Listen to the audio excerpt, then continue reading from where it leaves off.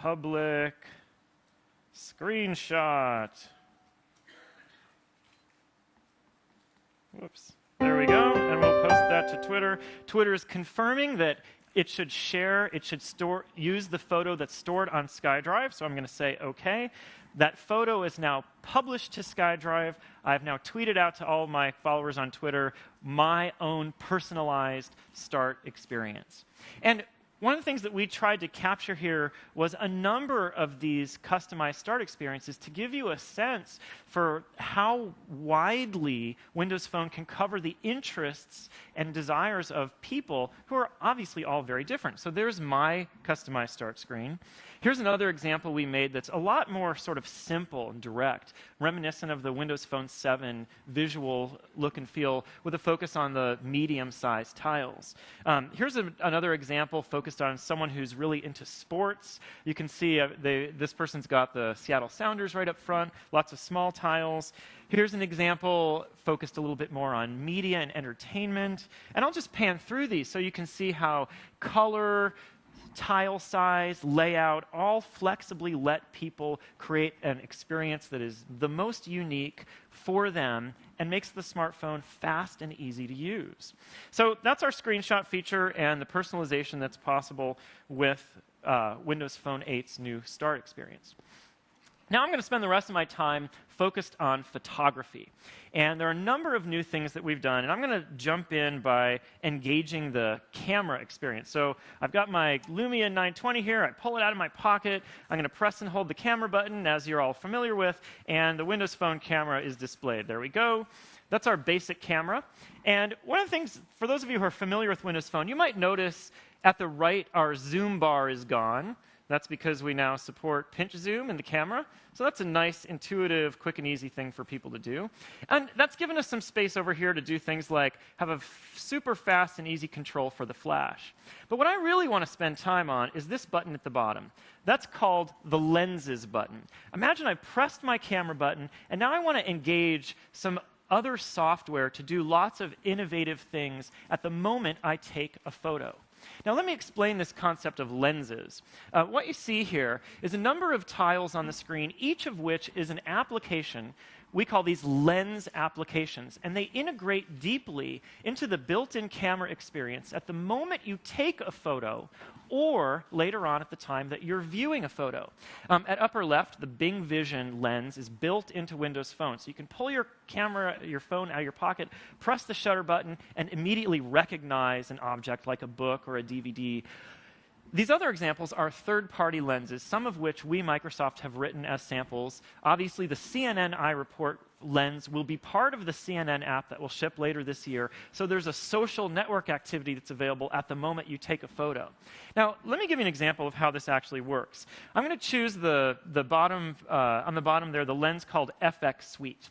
And when I choose the lens, what you'll see is the application runs and takes over the viewfinder of the camera. Now, what's interesting about this FX Suite lens is this was actually written by 2 summer interns at Microsoft in about a 2-week period. So they could get up to speed really quickly with the platform and build something that's kind of cool. So you can see here, it's taken the viewfinder and it's showing me 4 different effects that I might use on the picture I'm going to take. I'm going to choose the funky-looking negative example down here, and you'll see my viewfinder now moves into that negative view. When I press the camera shutter button, the photo, excuse me, when I press the camera shutter button, the photo is taken, and now I'm back at my viewfinder, able to choose another effect, or I can go back to the default camera, and what I'm going to do here is pan back in time through the camera roll that's built in as part of the Windows Phone camera experience. So I've just taken my picture, and you'll notice here, the picture I just took has a caption underneath it that says it was captured by FX Suite, because I engaged that lens application to actually take the photo. And if I keep panning back in time, you'll see some other photos I've taken. Here's a photo of a sunflower that I also captured with FX Suite in the black and white mode. Here's a normal photo that didn't use a lens, and And as I go back, you can see other lenses were engaged on images. So this one's kind of a good example. This photo is a photo of the Notre Dame Cathedral that was captured by photosynth. That's what it says down there on the bottom. At the time I took this picture, imagine I was traveling, I was visiting the cathedral, I used the camera button to engage the Microsoft photosynth lens. For those of you not familiar, photosynth is like a super panorama app that lets you pan 360 degrees around and capture a lot of detail and compose a photosynth. And looking at a photosynth, you know, it's useful to look at it as a photo, but what's really useful is to engage the photosynth viewer. So now as I'm panning back through my camera lens, I can look at this photo, know that it was captured with photosynth, choose Open in Photosynth, and the photosynth viewer is engaged, giving me a full, rich experience on how to consume this photo. So now, when I pan around, I get a 360-degree view. When I pan back, I can zoom in and look at more detail in the image and so on. And what you're actually seeing here is a third-party application. And that application might have been pre-installed on the phone at the time you bought it, or you might have downloaded and installed it from the marketplace. The net benefit is that the experience of taking photos, from the moment you take it out of your pocket and push that button, to the time that you view the photos later on, you get an experience that lets third parties add value for creativity, for social networking, for image quality. And the other thing that's cool about this, imagine I've been taking these pictures over time. You saw me just take that picture of the stage here. One of the additional things that we've done in this camera and photography experience is to take all these images and enable full resolution automatic photos and a video to the SkyDrive service. SkyDrive is our cloud service that spans from phones to PCs to slates, and if I navigate here on my Windows 8 PC, I can go into the built-in Photos experience, open the SkyDrive container, and you'll see here my SkyDrive camera roll. When I zoom out, you'll notice there's exactly the same photos that I've been showing you on my phone. That's the one I just took now, automatically uploaded to the cloud, so it's available on all my devices automatically. There's my photosynth. These are my FX Suite photos. So what we've tried to do is build lenses in a way that enables the whole experience for the end user to work seamlessly inside the camera experience on the phone, but also translate fully through the cloud service to all the other devices that you might be looking at photos with. Now, I have one last lens example I'm going to show before I wrap up. And the ones I've showed you so far have been pretty simple examples that generate one image. And one of the cool things about a smartphone and all the app platform goodness and computational power of the device is that capturing multiple images and then storing them can enable some fantastic image quality and great end-user scenarios. So I have another example lens here.